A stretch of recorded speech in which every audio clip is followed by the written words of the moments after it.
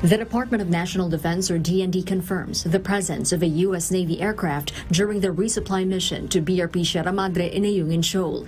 In today's Senate hearing on China's aggressions in the West Philippine Sea, the agency notes that it was coordinated with the armed forces of the Philippines. This as Senator Robin Padilla questioned the need for United States support during the resupply mission. DND Undersecretary Ignacio Madriaga says the U.S. Poseidon aircraft was in the vicinity at the time of the activity only to monitor maritime domain awareness, noting that the aircraft is not a warplane. Simple lang naman po yung tanong ko, Chairman. Yeah, Mr. Inaamin po ba natin na hindi natin kaya? Kailangan natin ng US Navy doon, paikot-ikot. Yun lamang po. Kailangan lang po nating linawin talaga kung bakit may Amerikano doon.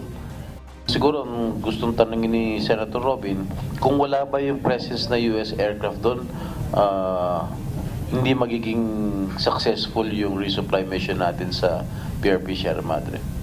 Thank you, Mr. Chair. Hindi po.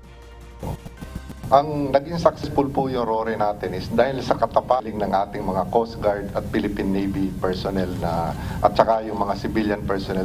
Yung presensya po ng Amerikano doon is tulong lang po yun sa maritime domain awareness at parang may eye in the sky na nanonood ng buong pangyayari.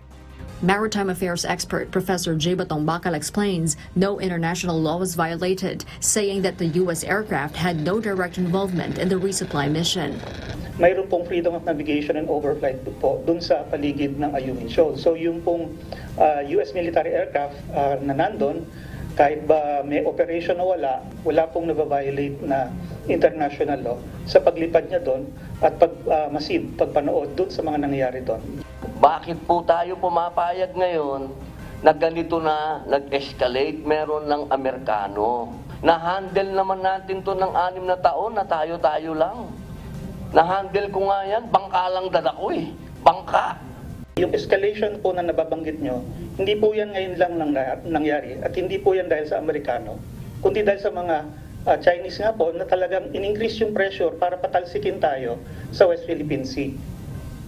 Unlike Padilla, Senate President Juan Miguel Migzubiri believes the Philippines need help from its allies. I have a contrary opinion. Let us use our friends and alliances to help strengthen, para palakasin ang ating claim dito sa exclusive economic zone natin. Kailangan natin ang tulong ng ating mga kaalyado, whether we like it or not. With or without the help of its allies, the Defense Department promises to continue the successful rotation and resupply missions to the BRP Sierra Madre. Sir, wala po tayong inaamin at hindi po tayo aamin na hindi natin kaya ang trabaho. Medyo kay may Amerikano o sinong ibang bansa po, kaya po ng Philippine Navy, kaya ng Philippine Coast Guard po yan. Hindi po tayo susuko dyan. Harleen Delgado, UNTV News and Rescue. We serve the people. We give glory to God.